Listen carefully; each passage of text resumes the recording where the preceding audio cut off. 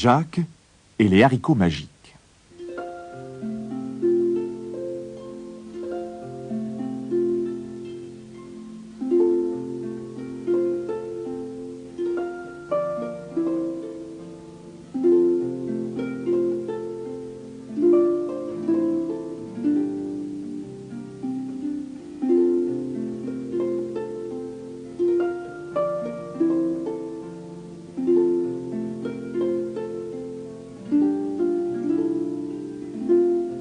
Il était une fois une pauvre veuve qui vivait avec son fils unique, Jacques. Il ne possédait qu'une vache, qui donnait heureusement beaucoup de lait. Jacques et sa mère faisaient des fromages qu'ils vendaient au marché voisin. Un jour, leur vache cessa de donner du lait car elle était trop vieille. Et bientôt, il ne leur resta plus d'argent. Alors, la pauvre femme dit à son fils: « Il faut vendre la vache. Va au marché et tâche d'en tirer un bon prix. » Jacques mena donc la vache au marché, mais il traînait les pieds, car il aimait bien sa vache. Il avait fait la moitié du chemin lorsqu'il rencontra un drôle de petit homme qui lui proposa d'acheter sa vache. « Si tu me la vends, affirma le petit homme, tu seras riche toute ta vie. » Et il donna à Jacques une bourse en cuir fermée par un cordon. Tout content, Jacques s'empressa d'ouvrir la bourse. Mais il n'y trouva que 5 haricots. « Ce sont des haricots magiques, » expliqua le petit homme. « Si tu les plantes, ils pousseront jusqu'au ciel. » Avant que Jacques ait eu le temps de répliquer, le drôle de petit homme disparut, et la vache avec lui. Jacques se dépêcha de rentrer chez lui. Il lui tardait de planter les haricots. « Tu rentres déjà ?» demanda sa mère. « Alors, tu as vendu la vache ?»« Oui, je crois que j'ai eu de la chance, » répondit Jacques. « Regarde !» En voyant le contenu de la bourse, sa mère se fâcha tout rouge. « Des haricots! Tu as vendu notre bonne vache contre des haricots de rien du tout !» Jacques tenta de lui expliquer que c'était des haricots magiques. Mais elle ne voulut rien entendre. Elle jeta les haricots par la fenêtre et envoya Jacques au lit sans manger. Le lendemain matin, quand Jacques se réveilla, il avait grand faim. Mais plus grande encore était son impatience. Il se précipita dans le jardin, curieux de voir si ces haricots avaient poussé, mais stupéfait, il s'arrêta net. Les haricots avaient poussé et s'étaient transformés en une plante immense qui grimpait jusqu'au ciel. Jacques commença à escalader la tige. Il fit un signe d'adieu à sa mère, qui le regardait tout étonné, et continua à grimper, grimper, grimper. Il traversa les nuages et se retrouva sur une route. Jacques marcha pendant des heures. Enfin, il arriva devant un gigantesque château. Comme il avait très faim, il frappa à la porte, pensant que l'on pourrait lui donner à manger. Une femme ouvrit. C'était une géante qui se pencha pour regarder Jacques. « Pouvez-vous me donner à manger, s'il vous plaît ?» demanda-t-il. « Va-t'en !» répondit la géante. « Mon mari va rentrer, et s'il te voit, il voudra te manger !» Mais Jacques réussit à l'apitoyer. Elle le fit entrer et lui donna du pain et du fromage. Il avait à peine avalé la dernière bouchée qu'il entendit des bruits de pas dans le couloir. « C'est mon mari !» s'écria la femme du géant. « Vite!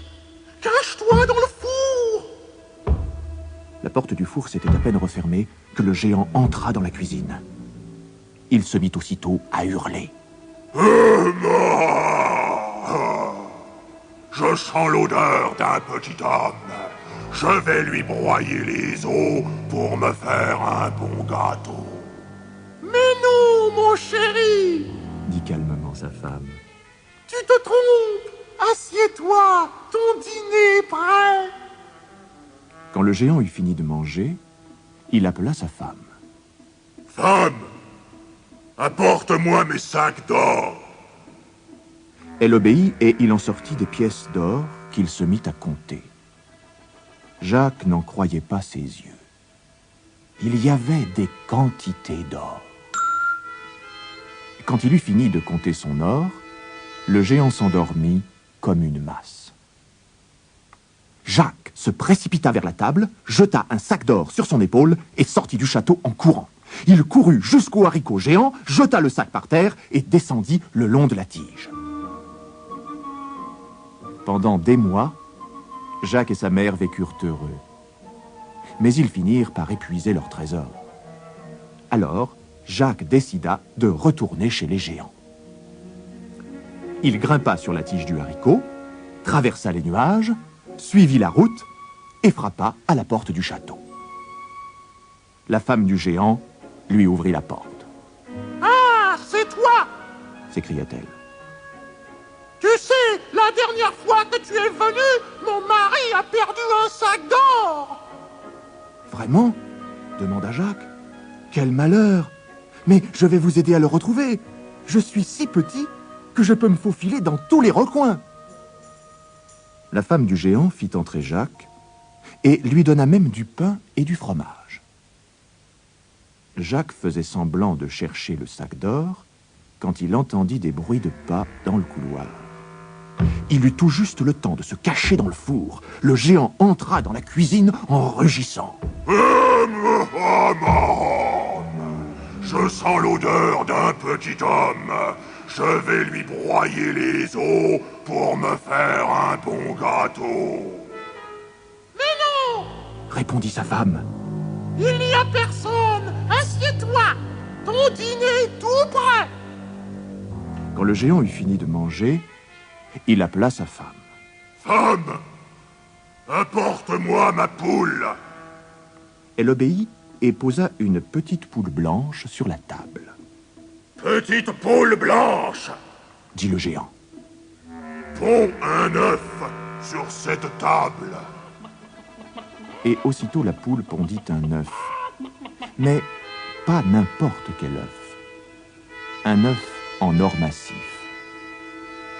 Puis le géant s'endormit comme une masse en serrant l'œuf dans sa main.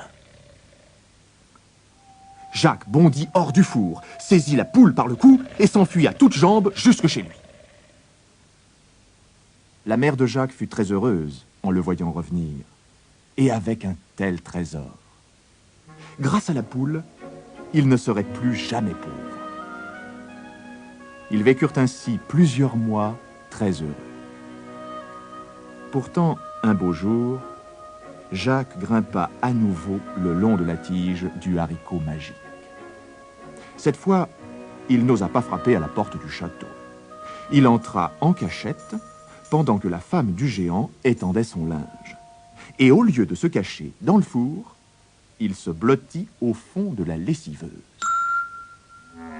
Bientôt, il entendit des bruits de pas dans le couloir et la porte de la cuisine s'ouvrit brusquement. Le géant entra et se mit à rugir. Je sens l'odeur d'un petit homme. Je vais lui broyer les os pour me faire un bon gâteau. Comment ? S'écria sa femme. Tu as senti l'odeur de ce galopin qui nous a volé un sac d'or et notre poule ? Je parie qu'il est caché dans le four. Le géant se rua sur la porte du four, mais bien entendu, il n'y avait personne à l'intérieur. Tu as dû rêver, lui dit sa femme. Je vais t'apporter ta harpe enchantée pour te faire oublier tes drôles d'idées. Elle posa une petite harpe sur la table, et aussitôt la harpe se mit à jouer toute seule une musique douce et mélodieuse.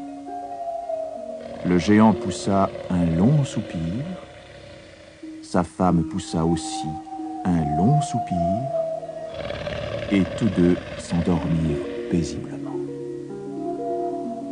Rapide comme l'éclair, Jacques sortit de sa cachette et s'empara de la harpe. Mais au moment où il allait passer la porte, la harpe gémit. « Maître! Maître! Au secours !» Le géant se réveilla en sursaut, saisit sa hache et courut derrière Jacques. Jacques avait de l'avance, mais le géant courait beaucoup plus vite que lui. Il n'allait pas tarder à le rattraper. Jacques arriva à la tige du haricot, à peine quelques secondes avant le géant. Il se laissa glisser jusqu'en bas. Le géant commença à descendre le long de la tige, en agitant sa hache. À l'instant où Jacques touchait le sol, il saisit sa petite hache qui était dans le jardin et frappa aussi fort qu'il put la tige du haricot. Il y eut un énorme craquement. Et le géant s'écroula de tout son long avec la tige dans le jardin. De ce jour-là, Jacques et sa mère vécurent très heureux avec leur poule qui pondait des œufs d'or et avec leur harpe enchantée qui jouait seule de la musique.